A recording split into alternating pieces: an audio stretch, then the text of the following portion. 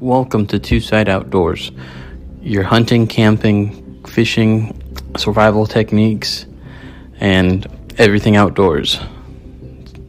Enjoy the podcast. Hey guys, welcome to another episode. So today I got a pretty special guest on here. Kris Flores from Muddy River Catfishing. I don't know if anyone has ever seen a lot of his YouTube videos about flathead catfishing and blue cats, and I think there's some other species of fish. Isn't there, Kris? Mainly blues and flatheads. I've done a couple of other stuff, like alligator gar. We got to do that one time, and some red fishing up in San Antonio. Oh, wow, that's cool. But yeah, let's introduce yourself a little bit here. My name's Kris Flores, Muddy River Catfishing on YouTube. We've been making YouTube videos for 11 years now, believe it or not. I've actually had some young men come up to me from time to time. They'll say, "Hey, I grew up watching your videos," and it kind of throws me for a loop, Start thinking about how long I've actually done this. But when you take a 10-year-old kid and add 11 years of YouTube to that, 21-year-old guys, like, I grew up watching your YouTube channel. So. Yep. No, yeah, just the other day, I was actually talking to a guy from, I think he's in Ohio somewhere back east, on TikTok. And I mentioned something, because I think he showed me a video or something of one of your rods. And I was like, "Hey, I know who that is." And he's like, "Oh, you do?" I was like, "Yeah." It was cool. Yeah, it was pretty cool.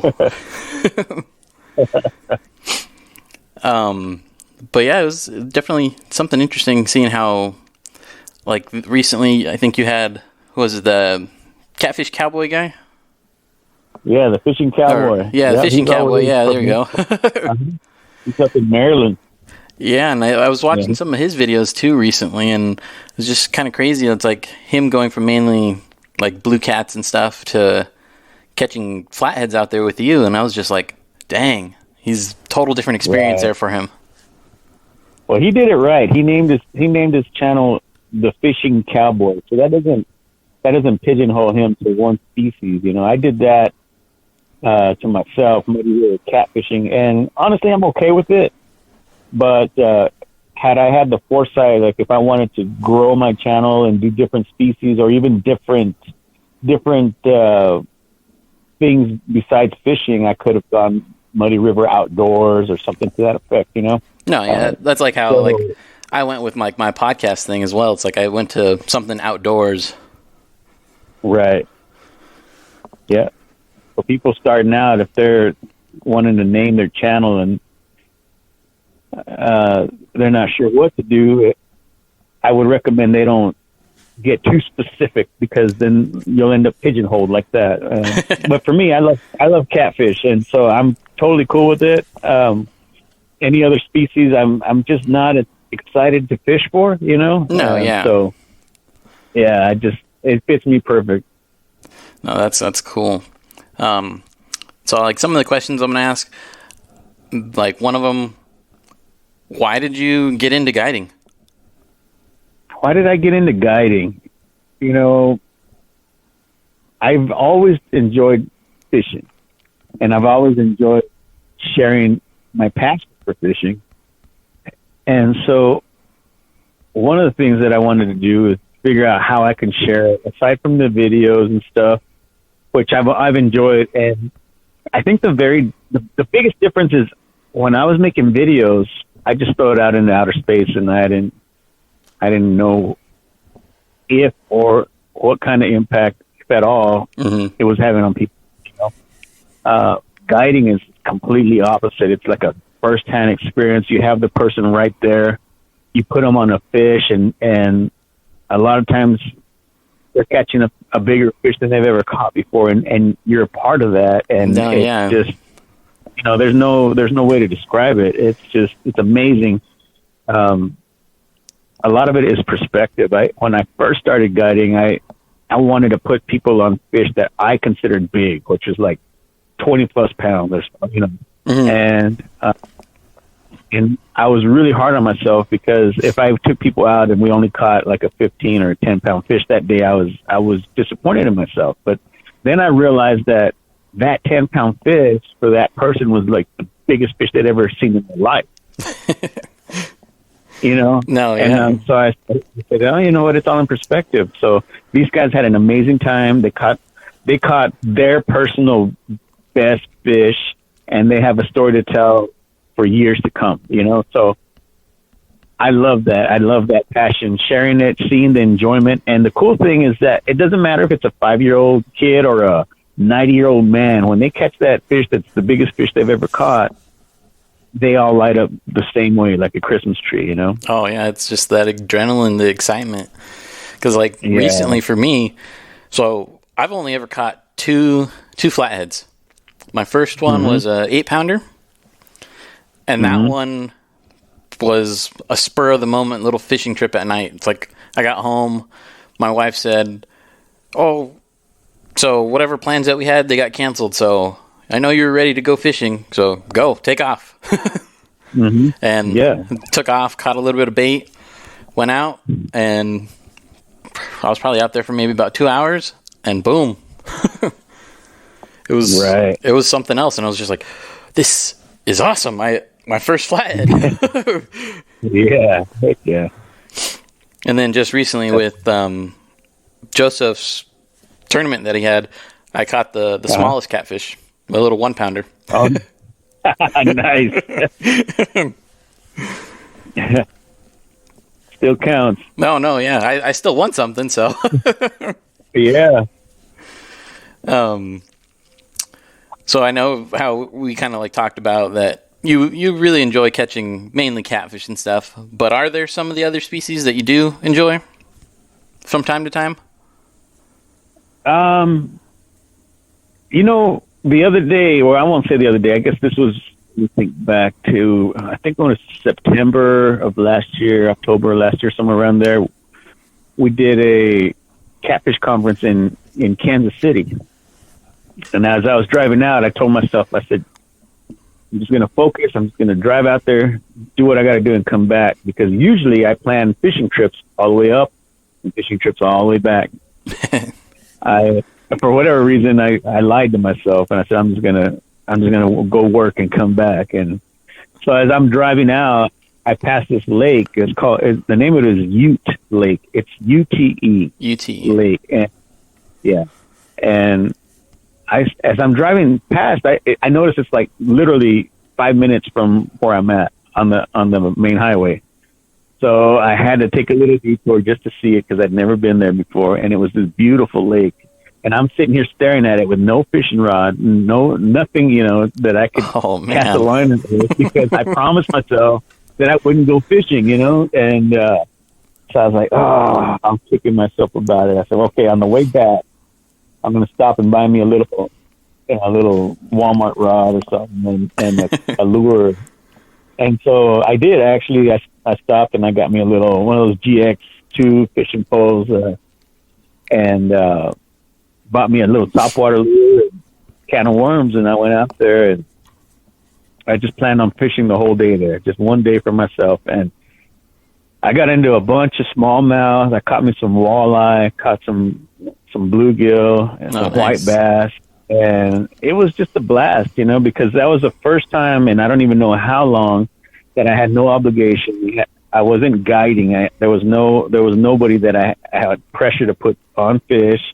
Didn't matter what species I was catching. I was just walking around the coves, casting out a line and letting these fish hit the top water. It was fantastic, man. So, no, it's just you having fun, basically.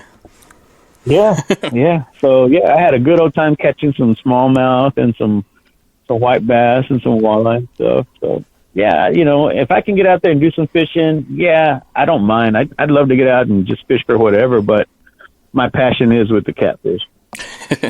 So yeah, that's like one thing ever since I moved out here to Yuma was my mission was to try and catch a flathead, and I didn't accomplish that until just recently, and I've only been here, 11 months? So it took me about a year just to catch something. Yeah. That's not too bad, actually. Sometimes deciphering these flatheads, it takes a little bit, and I know it took me forever to figure them out, because that was the one species that always eluded me. And back in my day, there was no internet. You couldn't just go search and find a YouTube video on how to do it. I would read Fisherman magazine, and I would read Catfish Insider magazine, and take tips from that, and then try to apply it here where I fish. And I mean, finally, I want to say my first flathead, I was probably about early 20s, and I had gone out to that little muddy river that I fish, and threw out a bluegill on a big old hook that I thought was ridiculous, because I'm thinking there's no fish that can eat that big old bait, And when I caught that first flathead, and he was about 20 pounds, and I looked, he had the bluegill in his mouth. It just looked like a little snack, and I'm thinking, wow, okay, now this makes sense to me, Yeah. So I'm even surprised on how they do that. Yeah. Oh yeah, they can eat a third of their body weight, is what they say. So imagine. Oh wow. No, it's like that little 1 pound one that I caught. I caught him off a small little, I think it was a baby tilapia. And I had him sitting on my tailgate about to weigh him, and the tail of the tilapia was still sticking out of his mouth. And this guy, so a little 1 pounder, he's fairly small, just like probably right around like 10 inches or so. Yep. And it started swallowing that tilapia as I was sitting there. Well, he was just sitting there on the tailgate, and you just see him start gulping it down. I was just like, what the heck's going on? My fish would have been smaller. Yeah.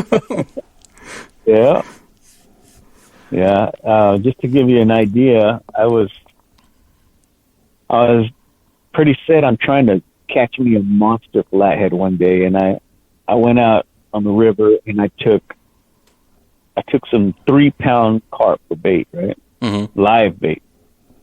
And I put this live 3-pound carp on, and I tossed it out and sat there for a while, and all of a sudden my rod just starts to bow down, and I'm thinking, oh baby, this is gonna be a monster. My heart skipped a beat, and I was getting nervous, and I said, all right, just be calm.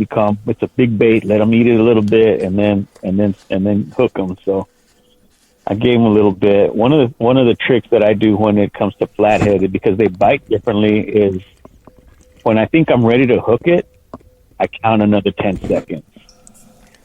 And then that extra 10 seconds will ensure that I hook them. Right? It's giving me a better probability of hooking them. So taking this big bait into consideration, I gave him a little while, and I finally reeled down, and I hook into this fish, right? And I start fighting it. It doesn't really feel heavy or like it's fighting, and I'm thinking maybe he just doesn't even know he's hooked, but I end up reeling it in, and it was a 12-pound flathead that ate that 3-pound bait. Oh, man. Yeah. That's a pretty big bait. Yeah. Absolutely.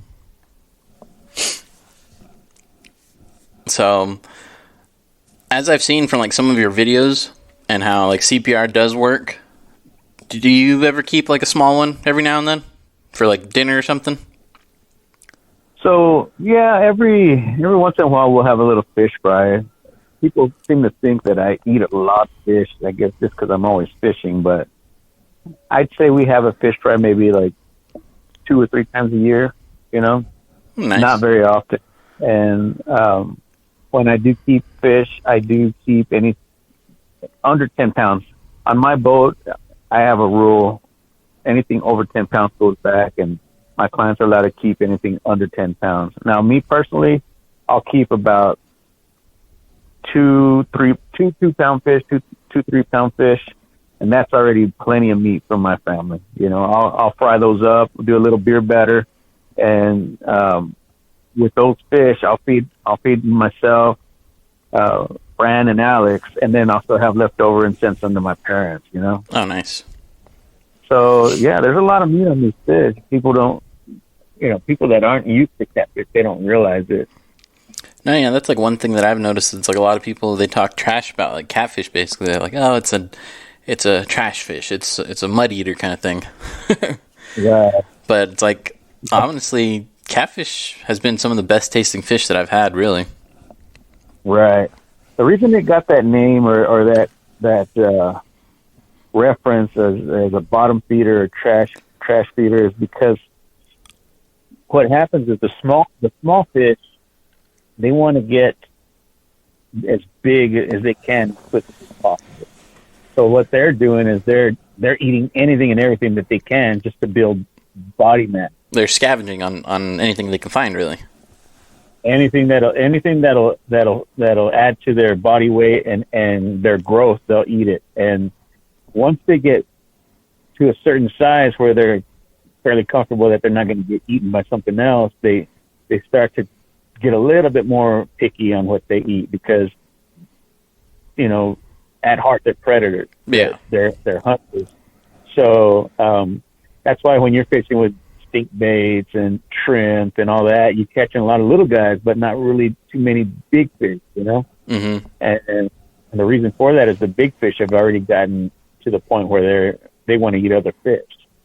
They don't want to eat dead matter. Yeah, that's crazy because it's like, so my brother-in-law's sister, she had a small fish tank in her house, and we had stuck a small little 2 or 3 inch channel cat in there. Mm-hmm. It cleaned out her fish tank. Oh yeah. And this thing's a 2 or 3 little inch fish. Yeah. Yep. They'll do it. They're aggressive. That's one thing that's like I've totally understood about catfish is just like these guys are predators, yet some of the like smaller channel cats though they tend to eat not necessarily I've never really caught a channel cat off a live bait. It's only been off of, like stink bait and stuff. Right. And it's just like it's a different experience catching those from a channel cat to a flathead and using live bait for a flathead. I'm still just astonished by it. It's just like it's totally new to me. Yeah. Oh yeah. Absolutely. I do catch quite a few flatheads off of fresh cut bait, believe it or not. A lot of people will say, live bait is the way to go. And I used to do that and then kind of just started doing a test. I'm going to do live bait versus cut bait and just see what happens. And in my area, and not all areas, everywhere's different, but in my area, it seems like they will hit a fresh piece of cut bait just as much as they'll hit live bait. And so I actually got to the point where I didn't even fuss around with the live bait. I would just bring cut bait, and I do quite well. So. Yeah, see, I haven't really tried any cut bait yet. I've only been doing just like live gill or live tilapia whenever I can get some. Right.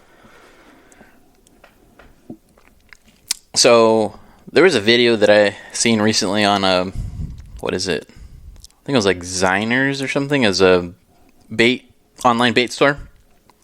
Uh-huh. And something a product on there that you were using or trying to test out on there, the catfish clonk. Does that work? The clonk. So the clonk comes from I want to say it's Europe. The natives developed this. It looks like a wooden ladle almost, like a spoon type. And how that works is they hold it in their hand and they strike it against the water, and it makes like a thumping sound. And what they're trying to do is they're trying to mimic feeding fish. If you've ever been out and you hear the bass feeding on shad, and you hear that suction that they make when they strike at the top, it's like Yeah. And that clonk actually imitates that same sound. So when you're making that sound, you're tricking the fish into thinking that other fish are feeding, so they get excited and they come out to look and see where these feeding fish are, where's the bait fish. So that's how that works, the clonk. That's interesting because like recently I went out fishing and the area that I was in was one of the canals, and it was a pretty good flowing canal. but I was hearing like noises like that just everywhere on the water. Right. And, like, think something was feeding, and then I turned my light on and check out the shore right in front of me, and there was always something right there that would just take off. It would splash water. Yep. I was like, okay, I guess these fish are coming in close for the little bait that are hanging out in the shallows. Yep. That's exactly right. Believe it or not, one of the things that I started doing is in that little boat of mine, and I don't know if it's ever worked or made a difference, but when the bite gets slow, I've kind of perfected this thing where you know how you thump with you put your middle finger underneath your thumb and you just kind of flick. Yeah. Right. So I'll do that, and I'll put my hand in the water probably right just up to my thumb more or less, and then I'll thump the water and it'll make that exact sound. And I do that just to kind of see if it entices the fish to start biting or not. I couldn't tell you if it ever worked or not, but it's definitely something to do when you're bored waiting for a bite. Yeah. No, yeah, I have yet to try like going on a boat yet. I've only been doing just shore fishing. It's like I have a kayak, I just have yet to take it out. Get out there, man. You'll find all kinds of cool spots, guaranteed. That's one thing that's like I've been wanting to explore a little more out here. It's just that it's pretty gosh dang hot out here right now. Oh yeah, I'm sure. I was happy the other day because it dropped back into the 90s, and then I started thinking, I was like, wait a minute, I'm actually excited that it's in the 90s. That's crazy. So I can imagine how you guys are out there. Well, this weekend we're supposed to get some rain though, so it's like it might be a little humid, but it's gonna be a little cooler. Yeah. Yep. So the whole fishing rod line, the Muddy River rods, what inspired you to kind of come out with those? When I was out fishing, started targeting bigger catfish. I just never could find a rod that I liked that had everything in one. You know, I'd go out and I'd like the action of this one, but I didn't like the eyelets. I wanted, or this one had a nice handle, but the length wasn't right, or I don't know. There was always something, and I could never find a rod that suited all my needs, especially fishing on the Muddy River. It's like close quarters type thing. So a lot of these catfish rods were longer, 7.6, 7.10. They didn't fit in my boat. I would try going out with them, and next thing you know, the rod tip's sticking out, and I come around a corner and I catch a branch, and a 7'6" rod turned into like a 5'3" rod. Oh, jeez. So I decided I wanted a rod that suited my needs, and that's when I created the flathead rod, and it was a 7-foot medium heavy action with a nice handle and the guides that I wanted, the reel sweep that I wanted, and then it just took off from there. No, yeah, it's like I've seen a lot of your rods, and then whenever I've gone over to Joseph's to pick up some tackle or anything, I've always checked out the ones that he has, and those things are pretty awesome. Like the one recently that I think his son won, the like patriotic looking one. Oh yeah, that one, I was surprised with that one. That one was really cool. Yeah, I teamed up with a local artist here that he's amazing. His name is Luis Navarro, and you look him up online, and you could see just the phenomenal work that he does. And it's almost like I just don't even understand why he wastes his time on my little art projects when he's painting just outstanding quality work. He'll do like the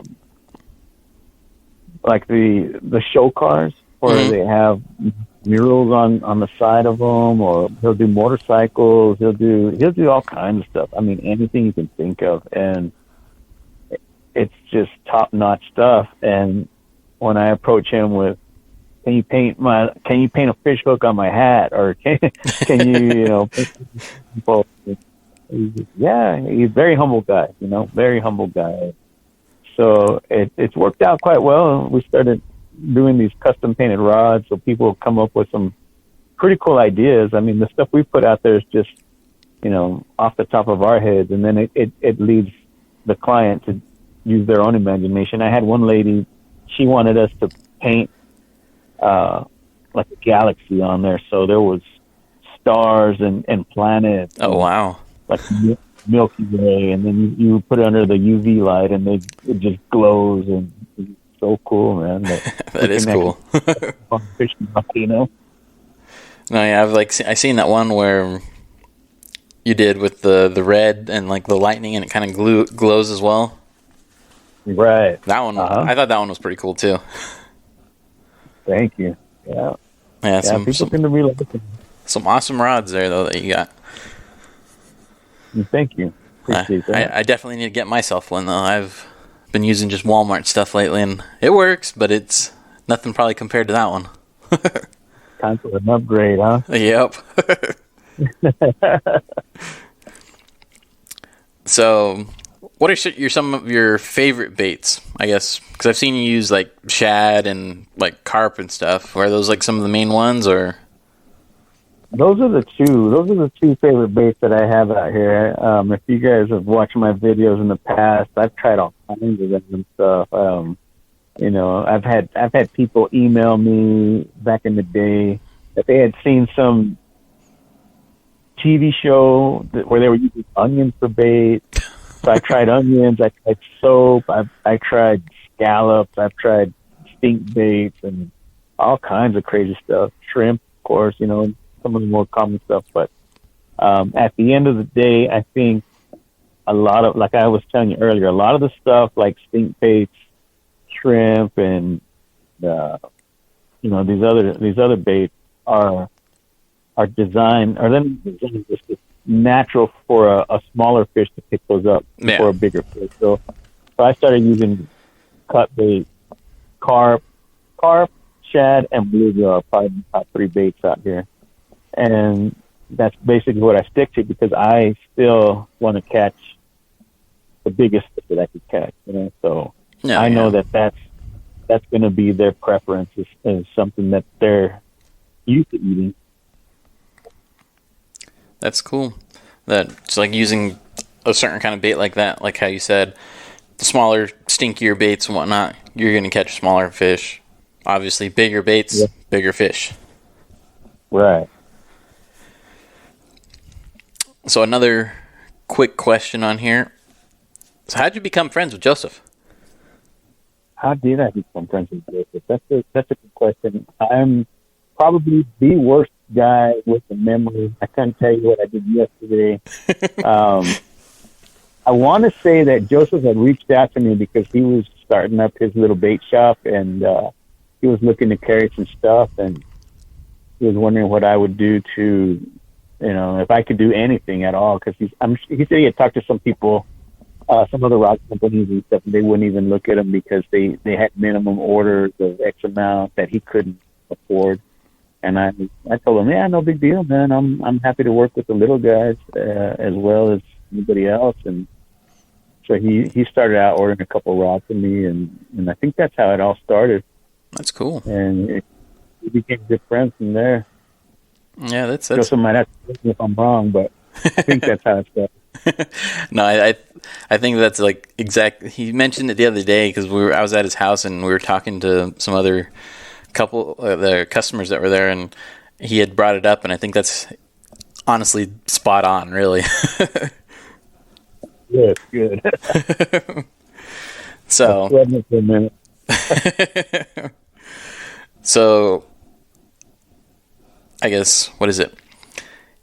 Any crazy stories of something just out of the ordinary that has ever happened while fishing? Oh man, I've got so many crazy stories. Probably one of the ones that really sticks out was I have a Hurricane deck boat. It's a 1989 19-foot Hurricane deck boat. It came with an 88 Evinrude 50, and when I started using this boat, I thought I always tell people it's the cheapest, most expensive boat I've ever owned. Bought it for $5,000. Thought I got a good deal. Next thing you know, it's having this issue, it's having that issue. I got to redo the floor. I got to do the upholstery. Ended up having to put a new engine on it. Blah blah blah. At the end of the day, I put another 25,000 on top of the 5 and counting still.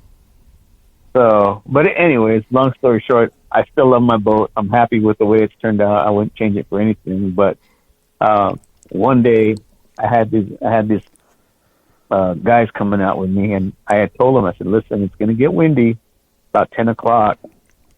So, are you guys cool with that? Because we're going to have to head in. We can't be out here in this bad wind." I said, yeah, no problem. If we can fish a few hours in the morning, we'll be good, right? So we head out. We're fishing, catching some fish, having a good time. Like clockwork, 10 o'clock hits, the wind starts picking up. Oh, man. All right, you guys ready? Yeah, let's get out of here. All right. I got to start the motor. And I said, oh, man, all right, let's see what's going on. So, oh, dang. I pop the hood on it, right, and I take the cover off. I'm trying to see what's going on. The wind start picking up. The waves are getting crazy. I can hardly stand back because it's rocking the boat so much. So I said, well, let me throw the anchors down because it's going to wash us up on shore.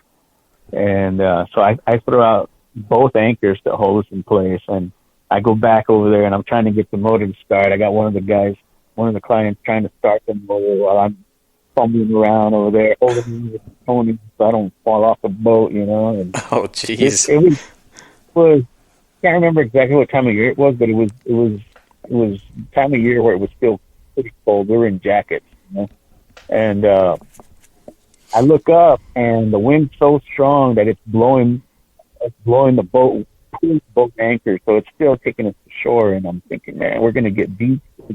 Good, Oh, man. I tell these guys, I said, listen, there's nothing I can do right now. I said, on top of that, we're running out of time because we're about to get washed up on shore. So let me think. I got to think real quick because I knew that once we hit shore, the waves are going to push us on the sand and we're going to be stuck, and then they're going to flood the boat. So we would be, out of commission. Yeah. So I said, all right. I got a plan, guys. I got a plan. So what I'm going to do is I'm going to tie both my anchor ropes together. That's going to give us 200 feet of line. And I want the 3 of you guys to pull that rope, and I'll push the boat back out into the lake, and you guys walk it around the poles so that we're getting a little break from the wind, and then we'll tie off there, and I can work on the motor. I said, okay. So sure enough, man, that boat hits the beach. We all jump off. I give the guys a rope. In that short amount of time, the boat's already beached. I can't push it off. Oh, dang. I get in the water, and it's freezing cold, and I'm trying to rock it off of the bank, and I can't do it by myself. So one of the guys sees that I'm struggling, gets in the water with me, and we end up finally getting it back into the water. As I'm pushing it out, my phone is ringing, right? And it's a girlfriend, and she's calling me, and she never calls me, and because I don't like getting personal calls while I'm working. I think it's rude to be on the phone when people are paying for my time, so I don't answer the phone.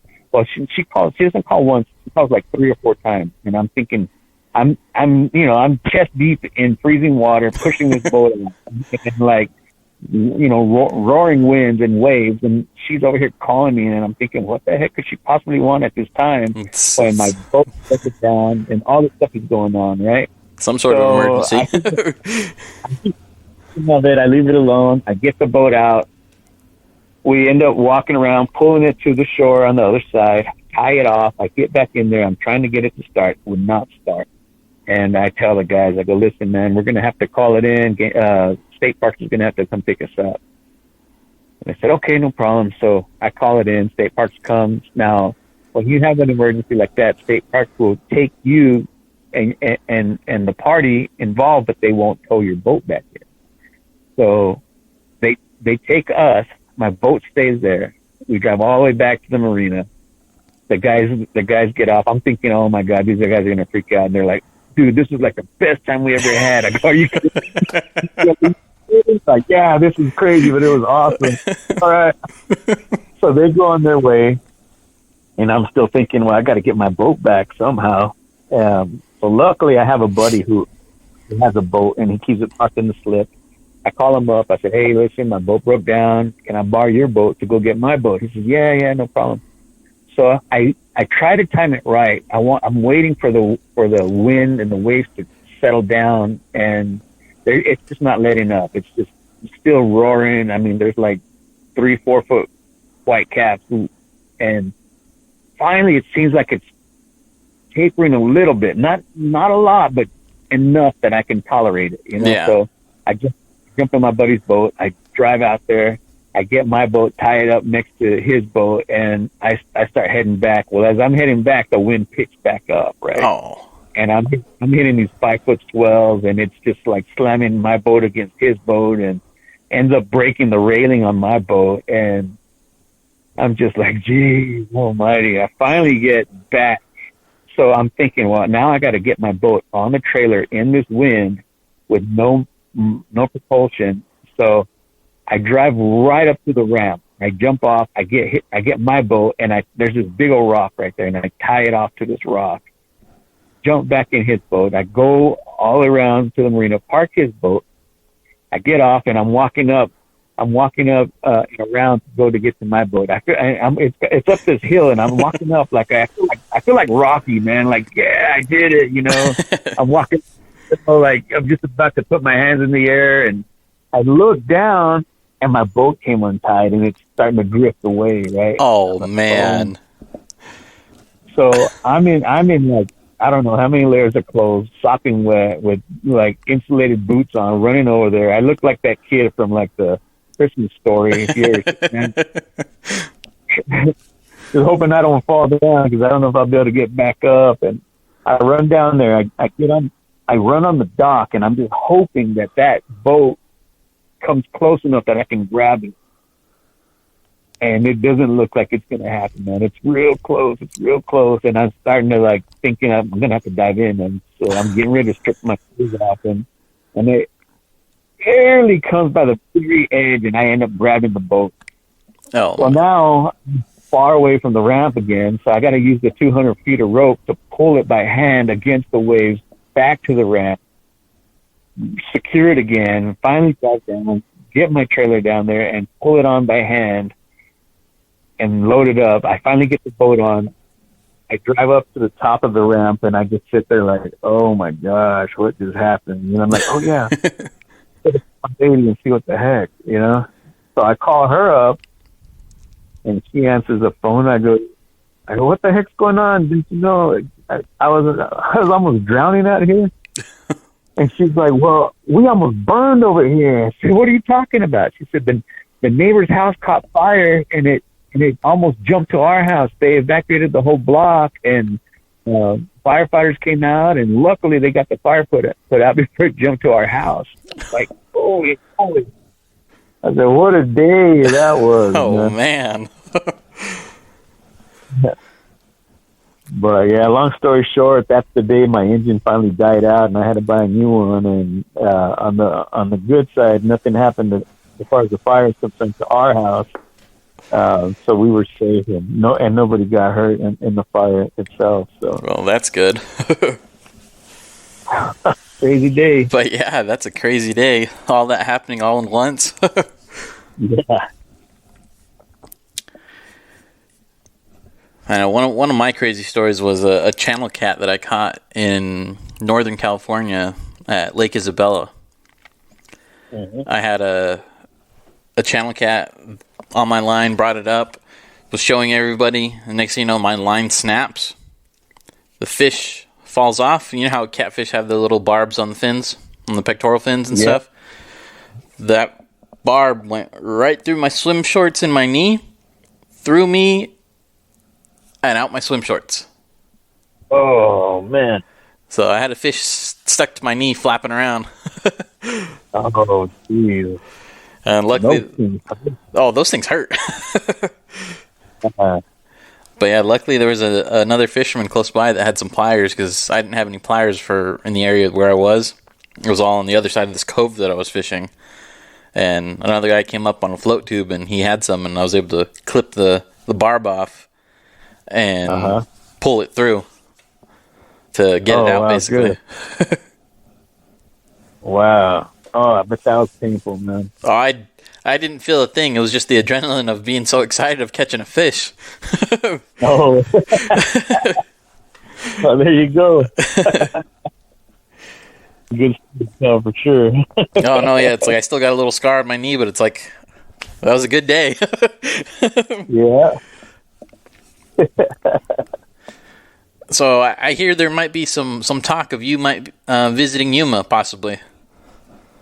Yeah, I was telling Joseph I'd like to organize something sometime to get down there and just meet all you guys and hang out. Maybe we could do a little cookout or gathering and do some fishing. I don't know if you guys have a good area around there where we can gather some people and just hang out and do some hot dogs and burgers or something, you know? No, yeah, there's a few areas, like, since with Joe working for the city, there's some parks and stuff that have some pretty good areas where it's like you can fish at those parks too.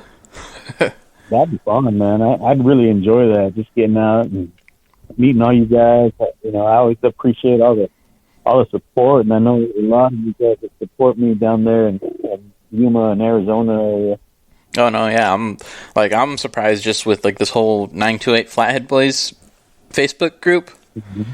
There's a lot of people on there, and I'm just in awe as well of like how many people are still constantly joining. And like Joseph, he posts and he lets us know every so often, and it's just like, dang, this page is growing quick. Yeah, that's good, man. I'm happy for you guys. And me, I'm slowly trying to get my podcast going, but it's getting there slowly. Yeah. Good deal, man. It's good that you're doing that, man. Get that information out there. Oh, no, and it's like really... I do it mainly just because I enjoy the outdoors. I like talking to people. And then also, in a sense, it's free advertising for everyone. Right. Absolutely. How did you get into the outdoors? Was that your dad or your family? Yeah, it was mainly my dad. There was times where he was out of work growing up, and basically what he would do he would take me fishing with him when he was out of work. Nice. And it's like ever since I could remember, I've been an outdoors kid, always going camping, fishing, any sort of things like that. Very cool. But it's like, for me, I'm from California, and just the fishing out there is totally different from the fishing here in Arizona. Right. And like, just even like the fishing technique too. It's bluegills out here, just trying to catch them rod and reel. I have to use other methods of bait compared to out there where I could use just like a worm and a mealworm. Uh-huh. Here I'm using like bread, tortillas, and things like that. Wow. Yeah, I mean, everywhere's different. You know, it's so crazy. Like, there's places I've gone where some of my techniques, they just don't work at all, and I gotta improvise. You know. No, yeah, it's like I've had to figure that out too, and it's just like, whoa, what's going on here? Not catching anything. Yep. But yeah, this was definitely a good one. I really enjoy actually talking to you. Maybe we can maybe plan for another one and have Joseph on, and if anybody else wants to join. That'd be great, man. I appreciate that. Any sort of plugs that you want to plug on here? Just like, I guess, 928 Flathead Boys, man. You guys check them out.